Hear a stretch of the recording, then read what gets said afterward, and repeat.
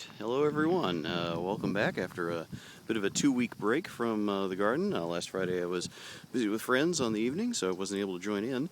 And today it's just me on my own. Everyone else is busy either away on vacation or with vacation around here. So it's sort of a quick run in. You won't see any of the usual crew in the background. Just myself here, and I'll be doing a little bit of harvesting and picking here soon because there is quite a bit to actually take care of. But first, the roses as ever, as you can see. Doing very nicely, just along the way, various blossoms coming through. Nothing major to note. Some of the white roses here, though, are really starting to come out. So we'll see where these lead right here. And a couple of really nice, if starting to go over reddish ones, red-pink ones right there. Society garlic, as ever, looking good. And the end rosebush here, as ever, looking just fine. So good on it. Down the way is where to sort of showcase more of what's going on. Quite a bit of activity here, sort of up, down, and all around. The edamame, as you can see the center ones, you can see quite a few edamame pods right there. I'm sort of focusing in where you can sort of see them hanging, maybe a sort of better view of them, some of them right there. Although as you can see, a number of the edamame leaves, a good number of them, have been hit with a rust of some kind, so that's a bit of a bummer. So I might just take a couple of these here and sort of see what I can do with them. But otherwise, we've got these guys sort of going over.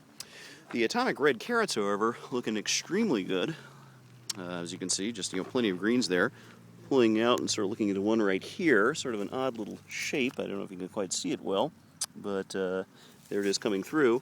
And so other ones coming along, so these might be ready for picking sometime soon. The Molokhaya is really starting to kick in now, so we'll have quite a bit of this to go through. And the shisho has really exploded. This is kind of my surprise. It looks like it just sort of took it a while to get warmed up, and now it's just pretty huge, and who knows how much more of it we'll get. So my guess is we'll have quite a bit of this to make and use in herbs and something here sometime real soon. So give this a water here. Squash coming along. You can sort of see kind of down there, sort of tucked away, another little squash forming. Other ones coming along. The chard is sort of cut back here, but actually looking the better for it with some of the new leaves, so we'll see how they're coming along. The tomatoes, well, they've sort of gone all over the place, haven't they? As you can see, a couple of the branches here sort of come out, little vines, and just sort of gone all over here. So we'll have to see what we can do with that. I might just be doing some watering. And with the main ones here, you can see a variety of ones. Some have been affected, but other ones coming through. Over here, meanwhile, with the small one, quite a few ones to pick, so I'll be grabbing a few of those. Some of the basil here, as you can see coming through, starting to flower, so I'm going to have to do some picking off of that to hopefully let it keep going. So we'll see how it goes right there. Sort of another view of some of the tomatoes there, and again the shisho. It's quite remarkable, so I'm starting to have to review the recipes here for that sometime real soon. Over here, the more basil and more tomatoes, as you can see, starting to come a little more to the fore. As you can sort of see in there, some of the green ones coming along, other ones sort of on the looser end, but coming along regardless, and some more basil. The Malabar spinach has really kicked in right here, you can see. So that's quite remarkable over there as well. Some of the radishes and other things here, again, sort of half on, half off, but we'll see about that. But the extra tomato plant has done very well, so looks like we'll get something out of that.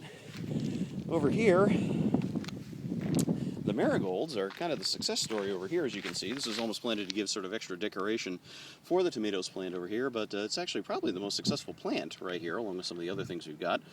We do have some tomatoes coming in over here. A little cage thing on top of this. This one, we do have some tomato fruits, but not much left. I might pick a couple here and there. We'll see how it goes.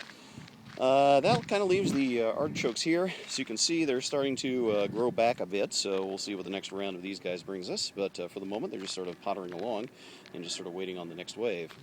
And otherwise, the garden is the garden all around. A beautiful day here, very much into July growing. It's a little bit of a bonus. I can sort of show you what else is going on. As you can see right in the garden over there next door, yes, massive sunflowers.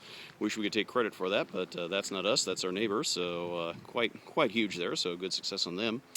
And just sort of looking around here as well, some more of the squash and zucchini coming along over here.